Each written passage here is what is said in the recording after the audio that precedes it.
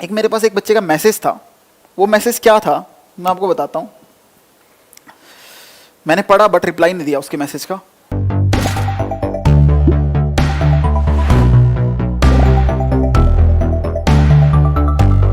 उसने ये बोला, सर मैं सर आरडी शर्मा कर रहा हूं सर, ठीक है, बट सर पहली बात जो लग रही है वो आरडी शर्मा मेरे को टाइम ज्यादा लग रहा है, ठीक है ना।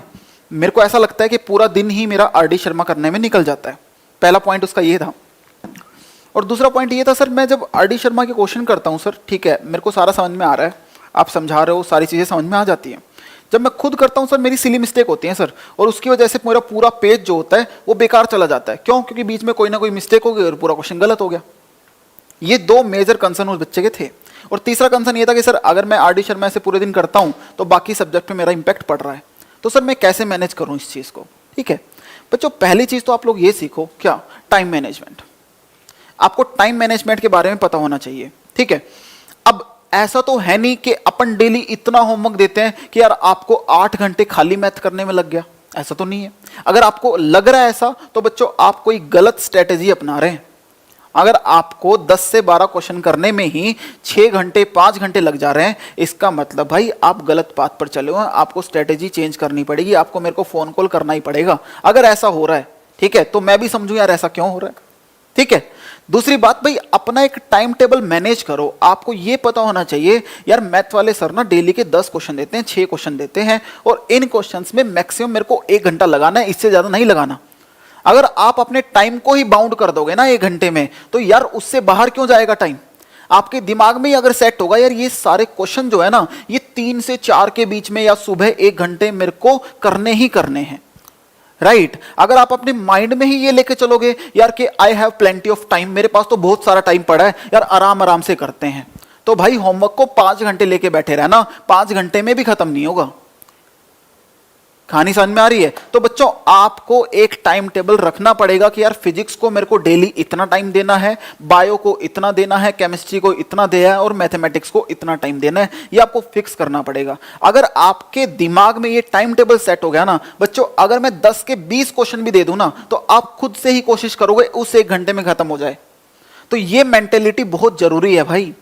अगर ये मेंटेलिटी नहीं है ना तो बच्चों दिक्कत आएगी ही आएगी, कोई ना कोई सब्जेक्ट डेली आपका छूटेगा ही छूटेगा अगर ये मेंटेलिटी नहीं है तो। अगर आप ऐसा नहीं सोच पा रहे कि यार मेरे पास इतना टाइम है, इस टाइम में मेरे को सारी चीजों को मैनेज करना है, ठीक है।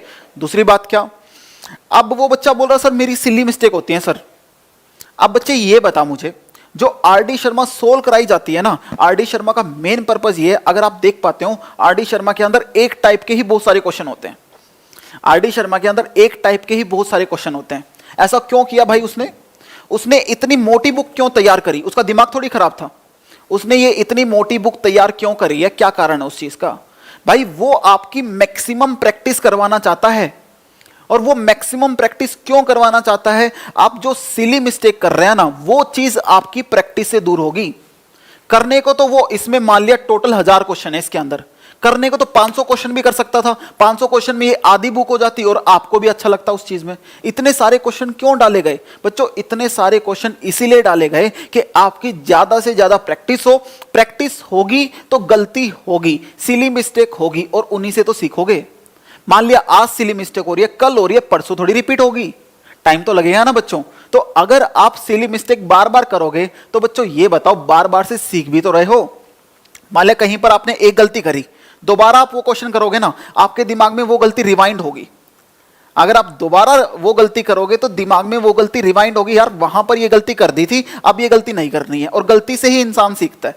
तो ऐसे बिल्कुल भी डिप्रेस नहीं होना कि सर मेरे से आरडी शर्मा नहीं हो पा रही, सर मेरे पास सर टाइम नहीं है, ये है वो है। ऐसा नहीं होना चाहिए भाई, ऐसा नहीं होना चाहिए। मैंने बोला था यार इसको करने का एक जुनून होता है आरडी शर्मा करने का।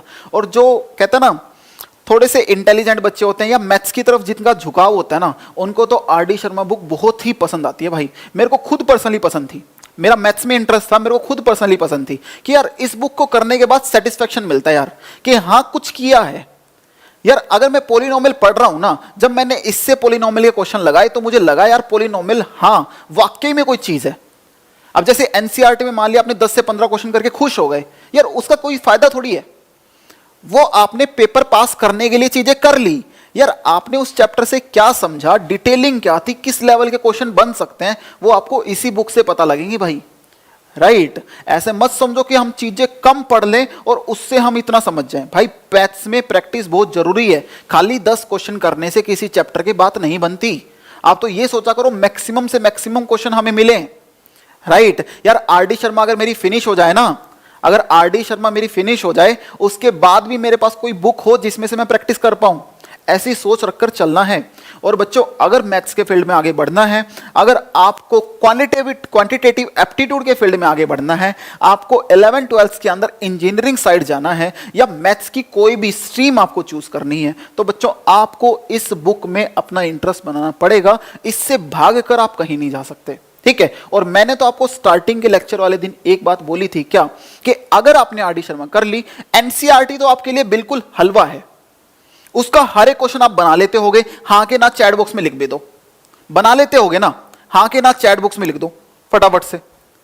अगर आरडी शर्मा जिसने कर ली उसके लिए एनसीईआरटी का हर एक क्वेश्चन बहुत हलवा है भाई, बहुत आसान है। यस और नो बताओ जल्दी से, है कि नहीं है? वो कॉन्फिडेंस आपके अंदर खुद से होगा, वो कॉन्फिडेंस आपके अंदर खुद से है, ठीक है। दूसरी चीज, जो बच्चे आरएस अग्रवाल करते हैं, आरएस अग्रवाल की कहानी आपको बता दूं। आरएस अग्रवाल आरडी शर्मा के क्वेश्चन को कंपेयर करना भाई, कंपेयर करना, ऑलमोस्ट सेम है सारे क्वेश्चन, ऑलमोस्ट सेम, बल्कि आरएस अग्रवाल में चीजें कम है और आरडी शर्मा में ज्यादा है, आरडी शर्मा में ज्यादा है। राइट तो इसीलिए इस चीज को कर लोगे, इस बुक को कर लोगे अच्छे तरीके से। ऐसा नहीं है कि निपटाने के लिए करनी है, नहीं भाई, समझने के लिए करनी है, ठीक है। और दूसरी चीज क्या, अब करें कैसे सर? अब कुछ बच्चों का डाउट ये आता है सर आरडी शर्मा में सर सेम टाइप के ना 20 क्वेश्चन है सर, आरडी शर्मा में भी सेम क्वेश्चन है एक टाइप के 20, जैसे बच्चों 1 से 20 क्वेश्चन है ना, ये सारे के सारे सेम टाइप के हैं, ये सारे के सारे सेम टाइप के हैं। तो पता है कुछ बच्चे क्या करते हैं, जल्दी बताता हूं कुछ बच्चे करते क्या हैं। कुछ बच्चे क्वेश्चन नंबर 1 करेंगे और उसमें सारी चीजें लिखेंगे, सारी चीजें, let a is equal to this, let subtract equation number 2 - 1, ये वाले सारे स्टेप लिखेंगे क्वेश्चन नंबर 1 में, ठीक है। और वो सेम मेहनत करेंगे क्वेश्चन नंबर 2 में, यही सारी सेम मेहनत कर रहे हैं वो, और यही सेम मेहनत कर रहे हैं वो क्वेश्चन नंबर 3 में। अरे मेरे भाई मुझे एक चीज बता, थोड़ा स्मार्टली वर्क करना। ये जो स्टेटमेंट है, अरे भाई ये स्टेटमेंट तो सब में सेम है ना, तो ये स्टेटमेंट बार बार क्यों लिख रहा है? कोई तेरा होमवर्क थोड़ी चेक कर रहा है, कोई टीचर तेरे को नंबर देने थोड़ी आ रहा है कि यार ये करेक्ट हो गया 5 नंबर मिल गए, ये करेक्ट हो गया 5 नंबर मिल गए, कोई तेरे को नंबर देने थोड़ी आ रहा है। तो जो प्रोसेस है ना, सेम टाइप के एक ही क्वेश्चन में पूरी प्रोसेस लिखो, बाकी तो जस्ट आपको आंसर निकालना है।